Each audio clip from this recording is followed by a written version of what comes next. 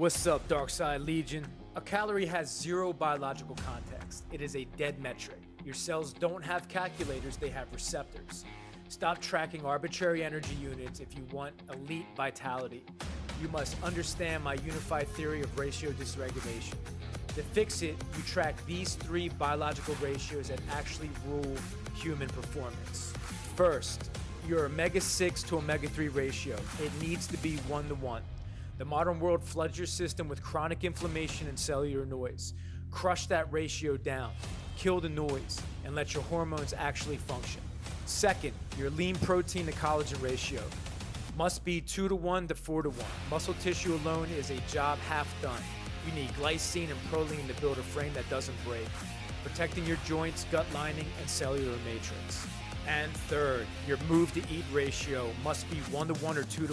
You earn your food, force intense physical output before you eat to drop insulin, activate glucagon, and prime your biology to actually utilize the incoming nutrients. Stop playing a losing game with dead metrics. Optimize the signals, build the structure, earn the food. Drop a comment below, and I'll send you the exact blueprint to hit these three biological standards today. Live healthy. Boogie Boogie. Episode number 2, man. Episode 2. We survived the first one. We're back for more. Welcome back to the Healthspan Project podcast. Last episode, we talked about calories in and calories out, and what a horrible idea it is to count calories.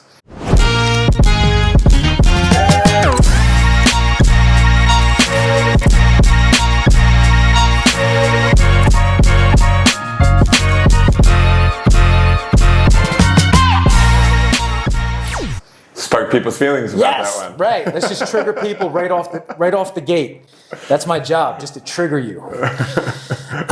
Okay, so why calories in and calories out is a horrible model. There's no biological texture to that statement. Where if you're just counting calories, you're not thinking about movement. You're not thinking about what type of calories that you're eating. It's just a blanket statement of calories in, calories out, and that's why it's a horrible idea. Right. Yeah, like people like tracking stuff, right?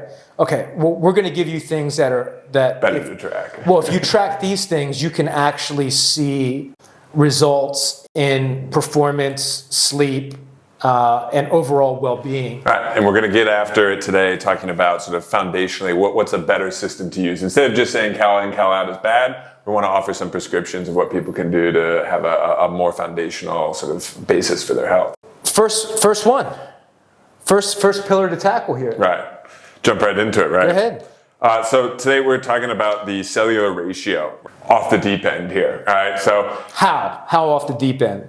Just completely, right? So like one of the things that I'm kind of obsessed with this week as the World Cup is going on is all of these Europeans and Japanese people coming to American grocery stores and just like marveling at how much we want to talk about sort of how Western diets have gotten just completely non-food food there is in our food stores. Right? Supersize it, bitch.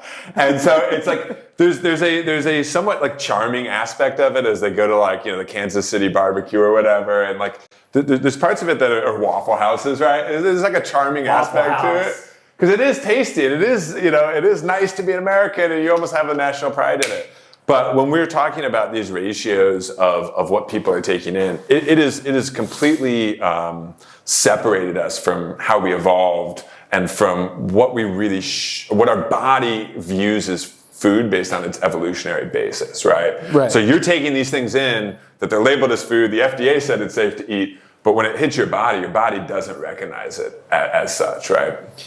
Exactly. Like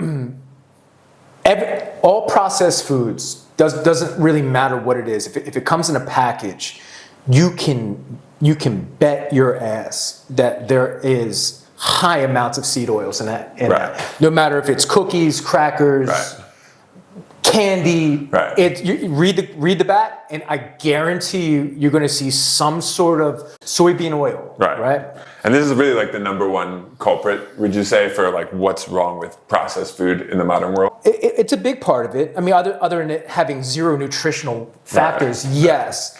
The amount of omega-6 is alarming. So just to give you some context on what we're talking about, During human evolution, omega-6 to omega-3 ratios were 1-to-1, 2-to-1, right? But we're talking very small, marginal differences between omega-6 and omega-3.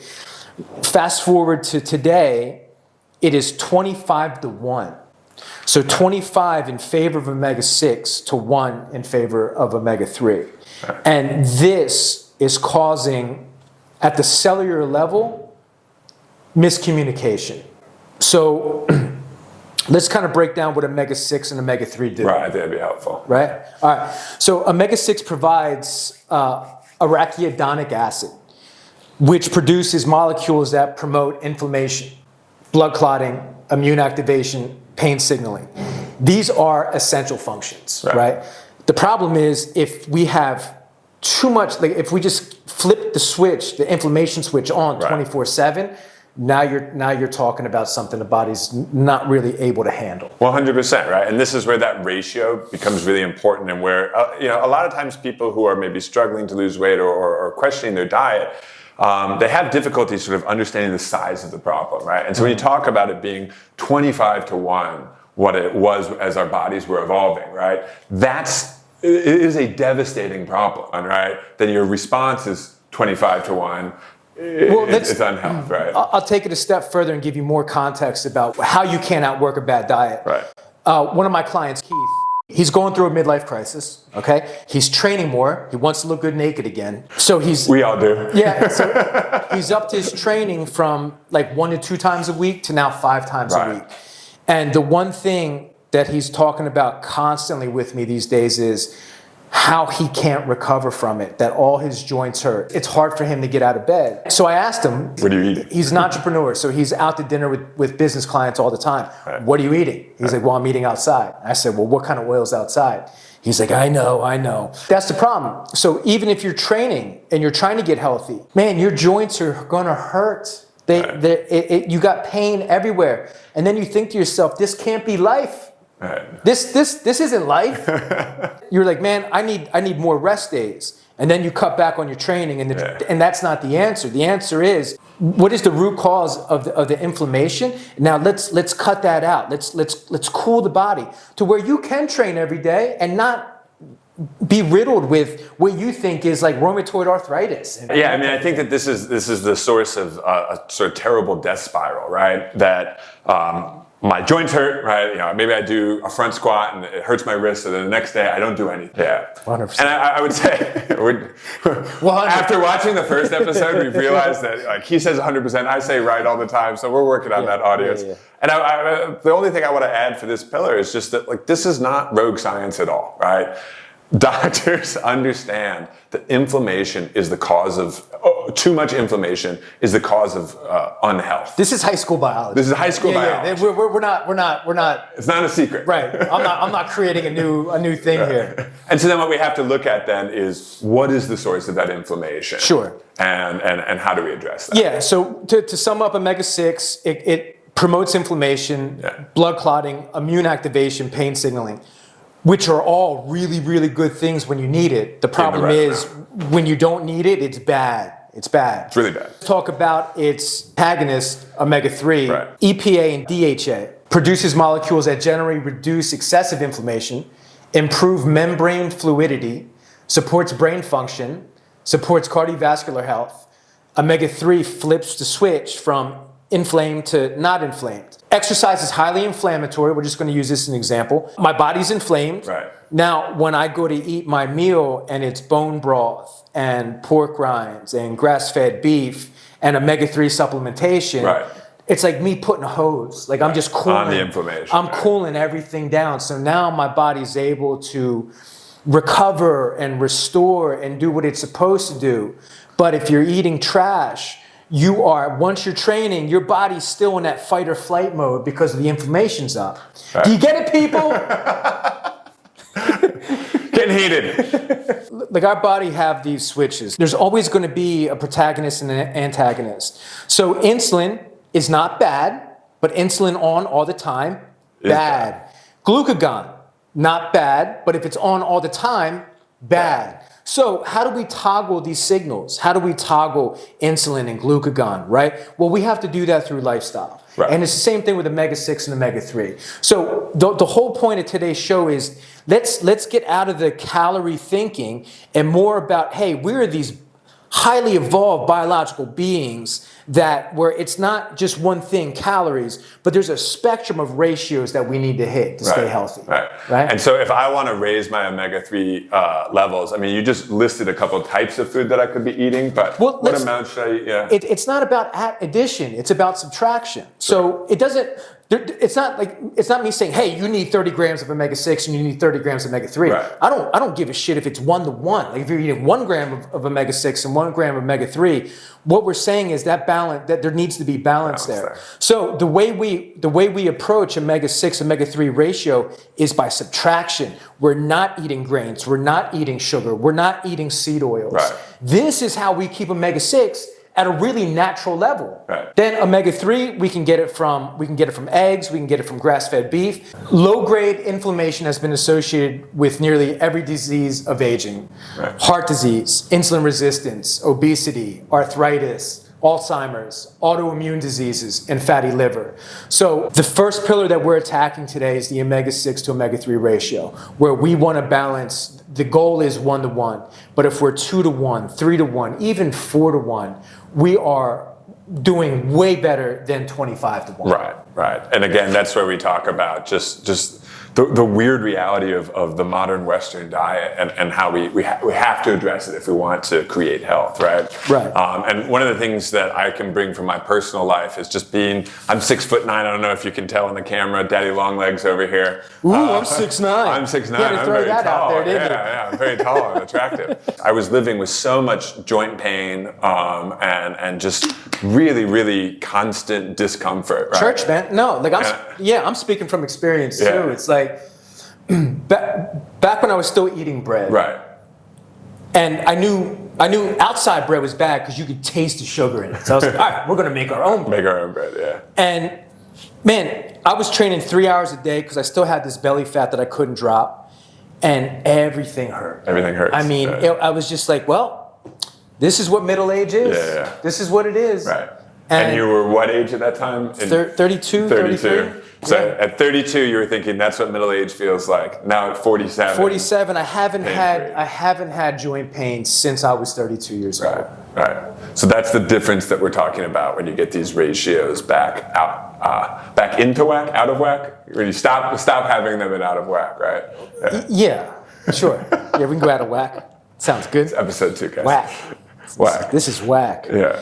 All right. Pillar 2, the structural ratio collagen to lean protein. The second pillar that we're going to talk about today is the structural ratio collagen to lean protein.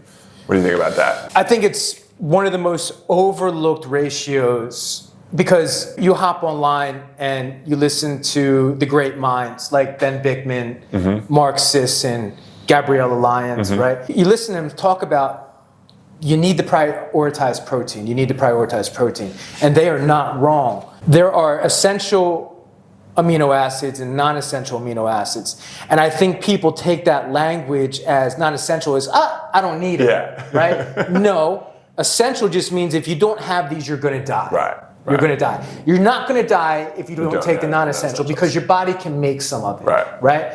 But the essential ones, your body can't make it. You need to get it from your diet, right? Non-essential does not mean non-essential. It is very much essential.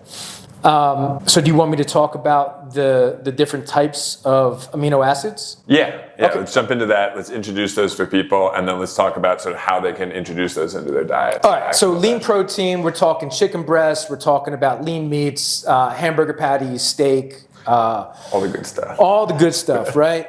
Okay, the reason why those promote muscle is with one amino acid in particular, and that's leucine. Leucine is a huge driver of MPS, muscle protein synthesis. Right. You're going to have isoleucine, valine, methionine, and the positives are we're building muscle, activating mTOR, and stimulating muscle protein synthesis. Right. On the collagen side, it's a very different profile of amino acids. We have glycine, proline, hydroxyproline.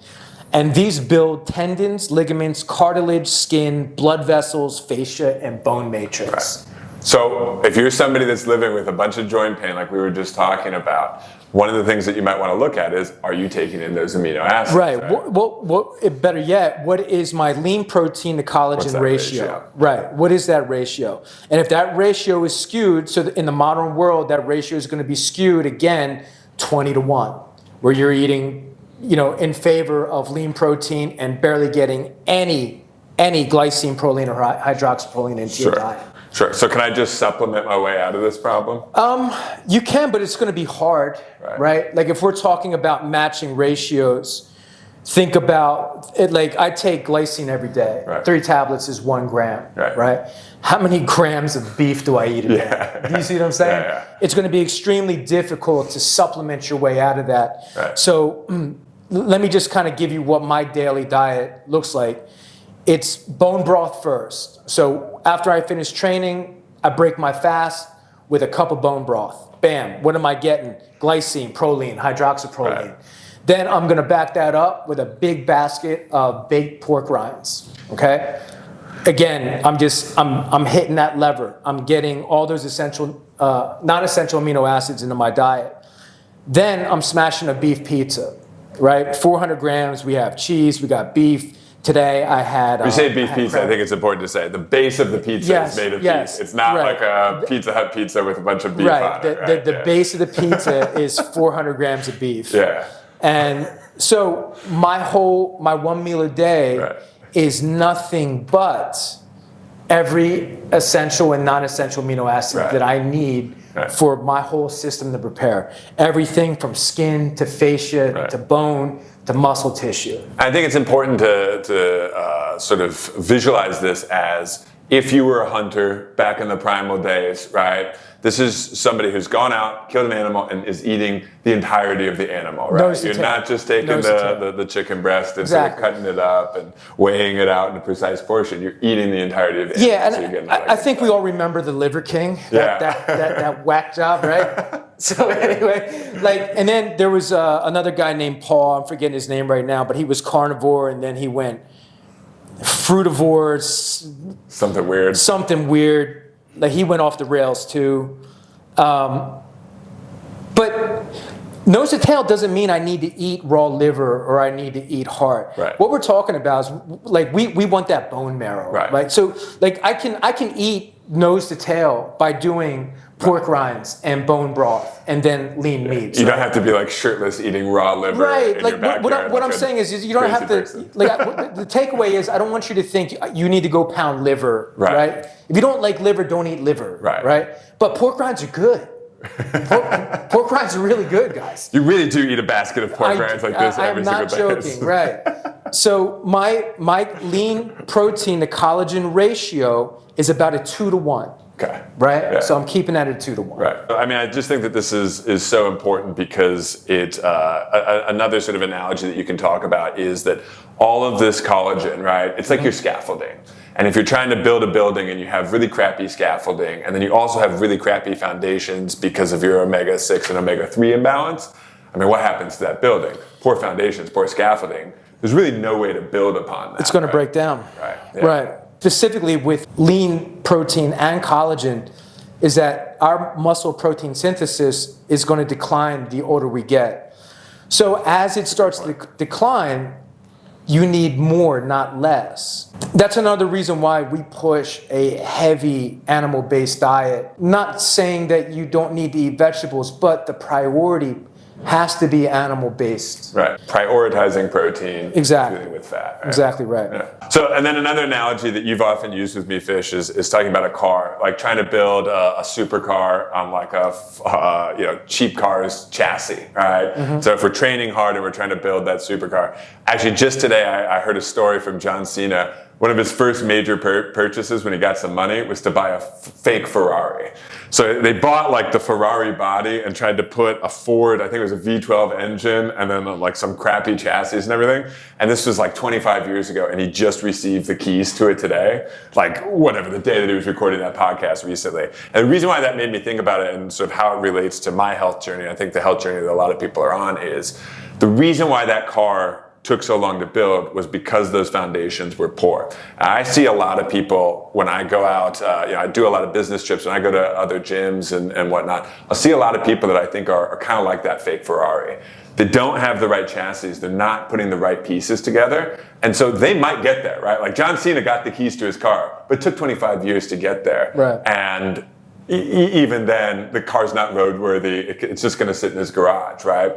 So when we're talking about health and well-being, we really got to make sure that those foundational tools are being utilized. Sure. And I'll do you one even better. Like if we tie in the omega-6 to omega-3 and the collagen lean protein ratios together, like if we're creating a pyramid right now, and we've given you two of the points, that muscle meats must be balanced with connective tissues. Right. Failing the collagen lean protein ratio forces the body into an inflammatory high wear state that degrades your joints and gut health long before your muscles ever give out. Right. What happens in the gym to a 50-year-old guy who's doing bench press?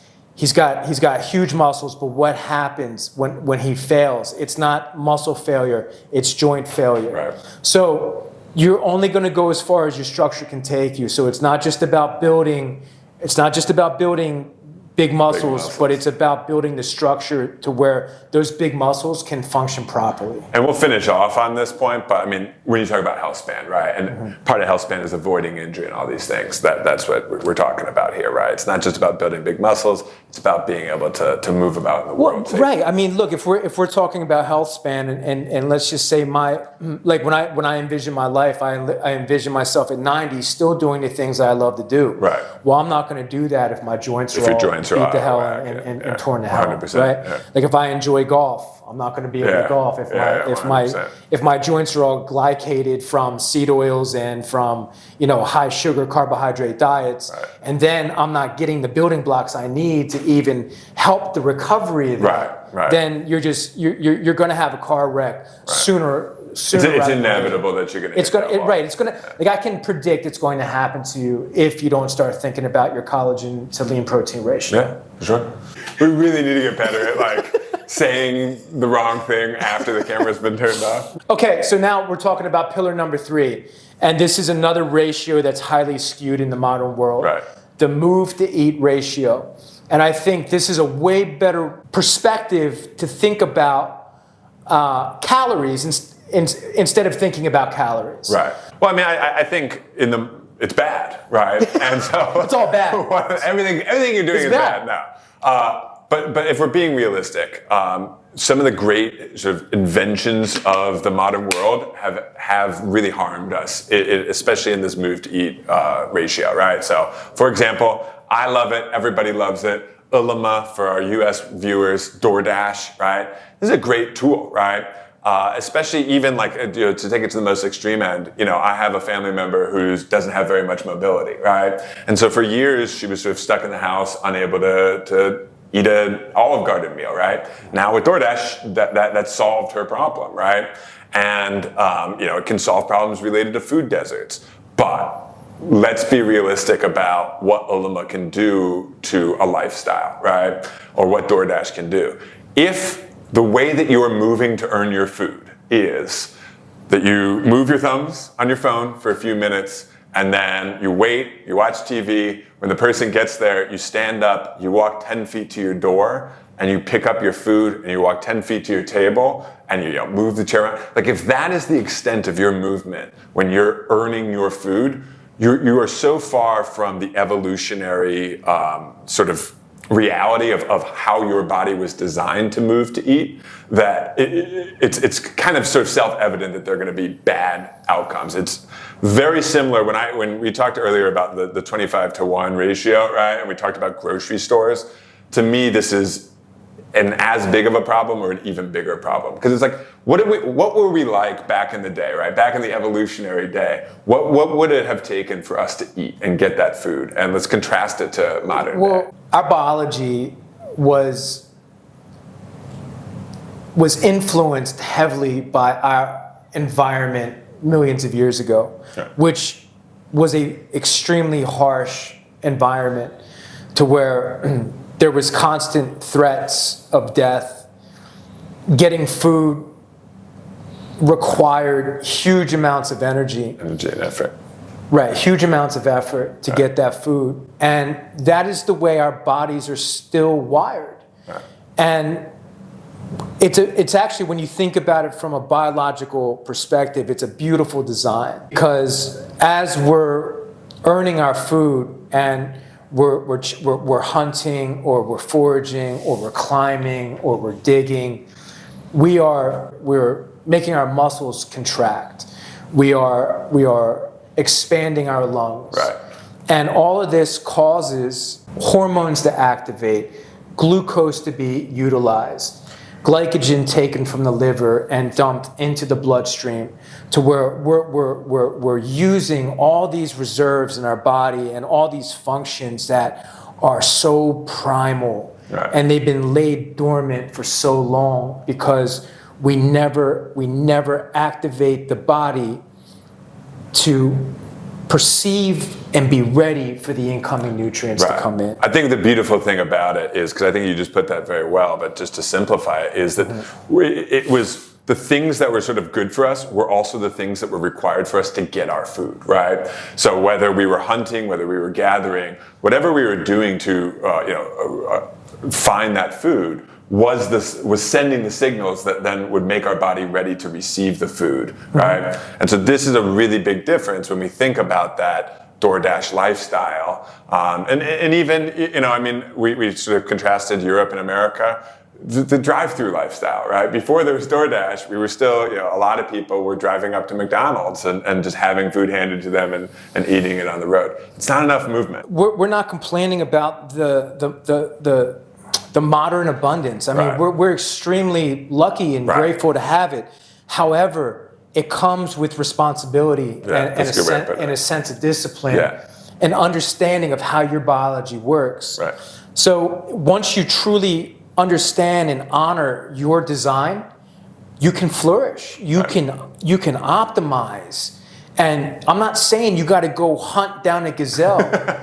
I can give you right. You don't got to go fight a bear. I can give you things you can do. Just do bear complex. Man, you can order your food, right, and set the clock. Say, homeboy said he's going to be here in 10. All right, I'm going to bang out 10 minutes of air squats. Right. Guess what, guys? That is going to do huge amounts of benefit for your body, your insulin sensitivity, and your fat oxidation. Right, 100%. So if you're someone like that family member that I mentioned, and the only way for you to get that food is to have it delivered or whatever, right? Doing that movement before the food shows up, time. You can. The point being, like you said, we're not complaining about the abundance, but what we're suggesting is that you should customize your life around that schedule. We just got to use some restraint, guys. We just because we can do it doesn't mean we should do it all the time. Just because you can't get like 16 pancakes at IHOP or whatever, or Waffle House, doesn't mean that you have to. Doesn't mean you should. There's a couple of things that have kind of skewed our mindset, and that is in itself the fitness industry. Right. I hate the fitness industry. It's gonna get hot. Yeah, I triggered myself. There is so much false information, guys. And look, like we said earlier, everything that I'm talking about today is high school biology. Right. I'm not making any of this shit up. It just is what it is. It's not super secretive. Right. There is no hack. Understand the biology. Oh, I need to move before I eat. Why? Because I need to become insulin sensitive before taking it. It's really simple, guys. It really is. Bodybuilding told us we can only, synthesize 30 grams of protein per day, right? So I'm going to eat boiled chicken breast and fucking boiled broccoli 6 times a day. That's just an awful idea. Do you know what I mean? It's such a meathead way to go about things. And if you're a bodybuilder and you're a meathead, I apologize. But it's just dumb, okay? It's dumb. During our whole evolution, there was no time where some big dude sitting in my cave had Tupperware of boiled chicken breast and fucking boiled broccoli and was smashing it 6 times a day. Right. We would have kicked him out the cave, okay? Hey, more than that. Get out. It was just an impossibility. Take your Tupperware and just go. Just go. This is offensive. Get out the cave.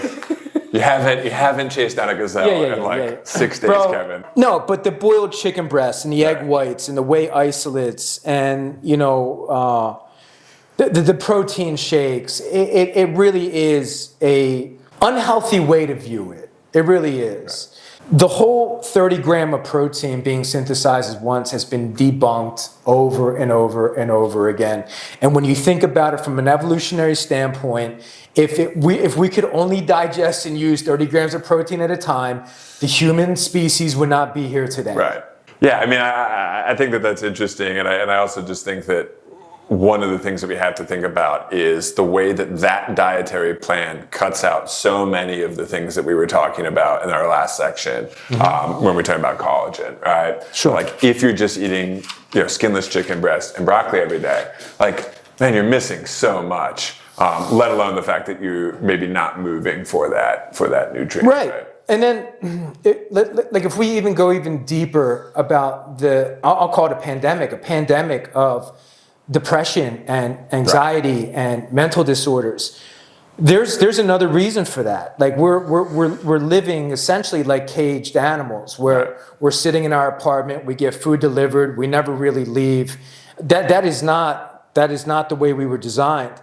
So there's a lot of hormonal expression, and I'm sure everybody here has heard about the runner's high. Well, what is the runner's high? Right. You got endorphins, you got BDNF going up, brain-derived neurotrophic factor. You have all these beautiful myokines and hormones firing, all these feel-good things, right? And when we become stagnant and sedentary, we lose that. And when we lose that, man, that's like losing a part. That's like losing a part of our soul, our design. 100%. And now we're living in this this stagnant feeling? Yeah, 100%. I mean, I would just add to this. So I was literally having this conversation with my coworker just today, because I travel a lot for my other job, right? And last year I was really sort of just busy, and I felt very down and depressed, and I was just I realized that even though I was outside, and even though I was doing some training, I was going from hotel to customer, to train station, to airport, to hotel, to customer. I wasn't doing anything else, right? Mm-hmm. And so this year I've really made a point to try to get outside, to do more movement, to just go for walks sometimes. Because sometimes my business day is really, really crowded, and it's difficult to get in a full workout, or I don't have the right anchor of a gym to do that. Sure. But it's like not accepting that excuse and going out and moving anyways has completely revolutionized my mentality, right? Right. And for you guys at home who don't want to go to a gym, right, or maybe a little bit shy to go to a gym, man, you just need a floor and 3 feet. Right. And 7 minutes of burpees, you're going to feel trashed. And then good. At minute 4, 5, 6, and 7. And then at minute 10, you're going to feel like gold. Yeah, the cascade of hormones is coming. Right. You don't need a gym, and Craig is doing great leading by example on traveling, and if he can't get to the gym, he's doing hotel room workouts, right, air squats, sit-ups, right, push-ups. Guys, it's not hard to do.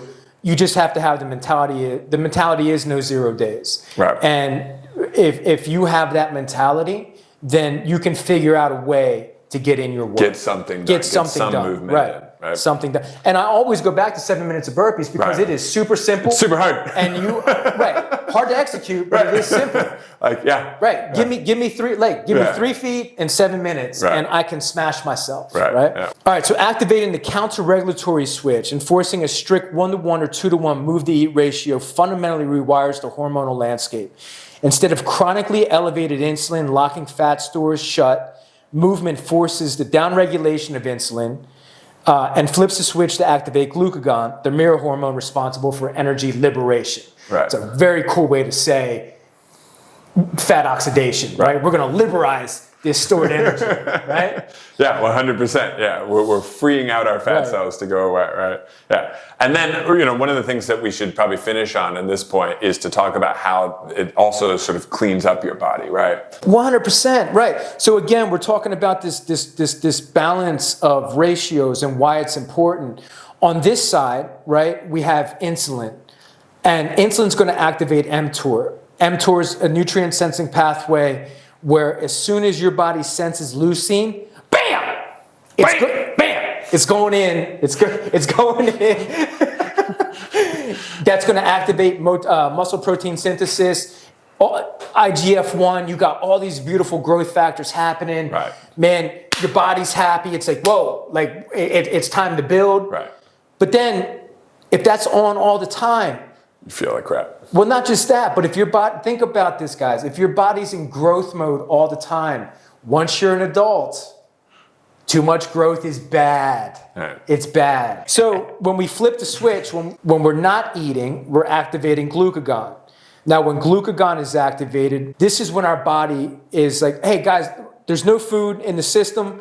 We don't need to divert any energy to that. We're going to divert all energy into repair. Right? Now, depending on how long we stay in glucagon, now you're talking about beautiful processes like autophagy, right?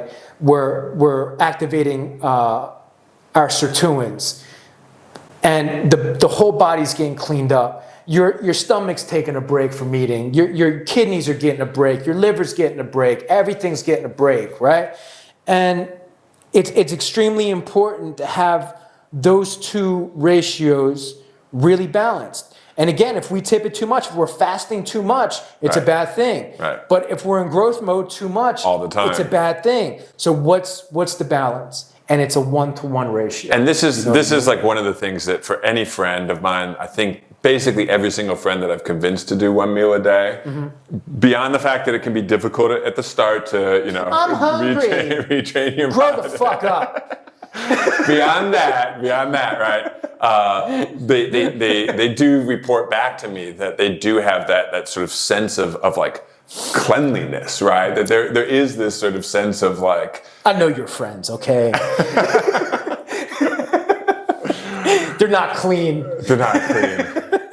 I have, just to be clear, I have friends that do 1 meal a day that you know that you like. Yeah. I'm talking about those people. He's talking about me now. No. So one thing, when you talk about the idea of constantly being in growth mode and being able to turn that off and be in the cleaning mode, a lot of people, this is what they report back when they go 1 meal a day, right? Beyond the initial sort of shock of having to learn how to do that, learn how to not just immediately respond to those hunger signals, is this sense of clarity, is this sense of sort of cleanliness and almost a sort of sense of new energy, right?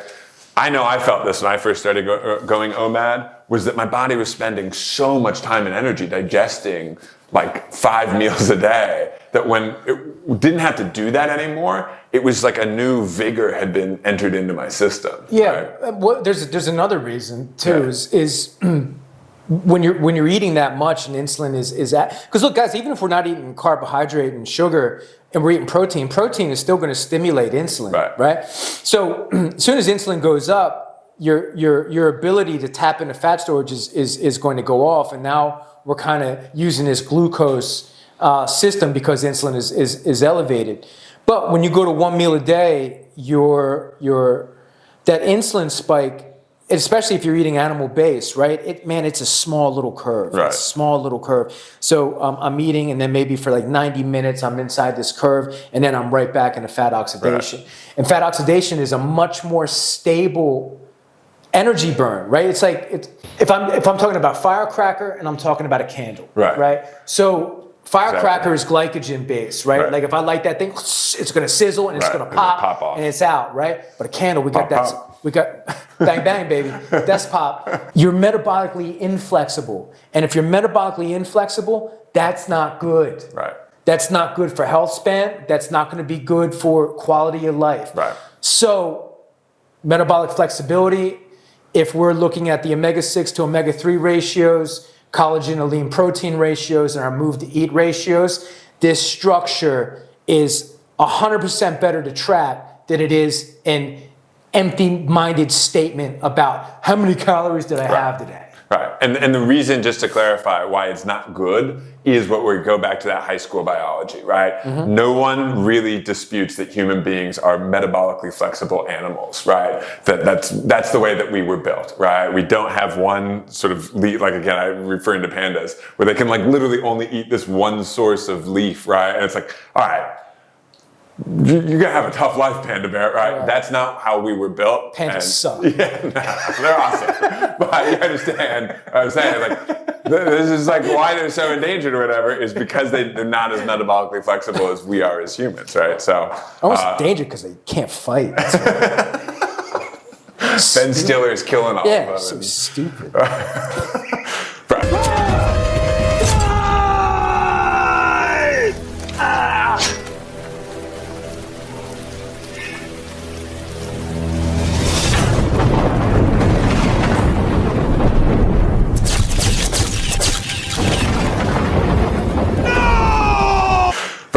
Let's not get kicked out of chat. I'm kidding. I'll cut all that out. So we want to do a quick sort of conclusion here and give you guys some actionable steps at the end of each episode, and that includes today's episode, because we really hope that you guys can take the lessons that we're delivering here and implement them in your life in constructive ways. That's what this is all about, right? That's what the Health Span Project is all about. 100%. It's get 100%, right?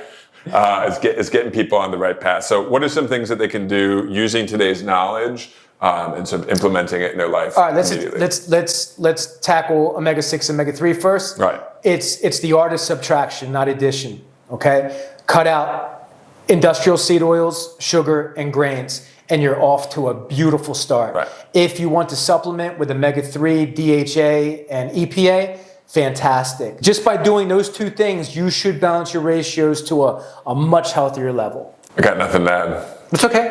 What's next? I killed it, man. That's all we needed on that. You don't need to... Leave that one in. Yeah. What's next, though? What's the next thing that we can do? Protecting the chassis. Collagen to lean protein ratio. Yeah. You can supplement. So look, I think about bone broth and pork rinds as supplements. Right. So no matter what my main dish is for the day, there is always going to be pork rinds and bone broth on my table. It's a non-negotiable. So that's always part of my daily set. Right. So I look at those as supplementation.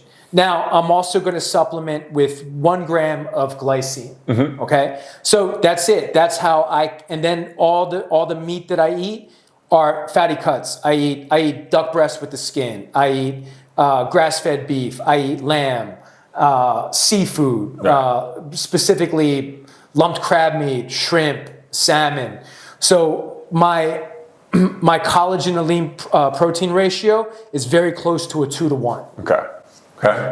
And then when we talked, we gave some recommendations of like exercises that people can do even if they're just in a hotel room, but maybe on a broader level, how should people think about earning their food? Simple hack. If we think about the body and which part of us holds the most glycogen, the most glucose, it is our quadriceps. Right. So if we have no training experience or our fitness level is very basic, we can do something like an EMOM 5, an EMOM 10, like every minute where I'm going to do 10 air squats. I'm going to go for a brisk walk 15 to 20 minutes before I eat and after I eat. Right. If we are more trained, I'm going to go a little bit harder. I'm going to try to mimic what a hunt would be like. So I'm doing 15 to 20 minutes of high intensity body weight. Maybe that involves pull-ups, rowing, running, burpees, push-ups, all those body weight. Right. So 20 minutes of me just moving continuously and hard, keeping my heart rate between zone 4 to zone 5. Then I'm going to break it down into every 2-minute weight training. And again, I'm using the muscle. I'm pushing all the glycogen out, and I'm getting my body ready to receive nutrients. So where my body feels that reward center, right? So the body's drained, and man, that 1 meal a day becomes a ritual, right? Not just something you do, but right. it's you won, man. Right. Like you just crushed it. Now you're going to eat this beautiful meal that's going to replenish your tank. It's going to build your muscle tissue. It's going to keep your structure strong and durable. Yeah, man. Yeah. I think the important thing here is just to remind people that, it's a whole of body plan that we've laid out here, right? Obviously, doing something is better than nothing, but really, if you want to see a change in your life, doing all three of these things, cutting seed oils, eating, nose to tail, and then earning your fuel is going to be the sort of way to see results quickly. I'll tell you what, if you try it this way for 30 days, You will not go back. here's the difference. So if you're trying to stay at a 500 calorie deficit for 30 days, try my way for 30 days. I guarantee you, not only are you going to lose more fat, but you're going to feel 1,000 times better. More energetic, more healthy. 100%. You just feel healthier. You're going to feel better. You're going to feel energy you haven't felt in years. Right. If you guys are looking for more information, you can find us on the app. And any closing remarks? Live healthy, y'all. All right. See you guys.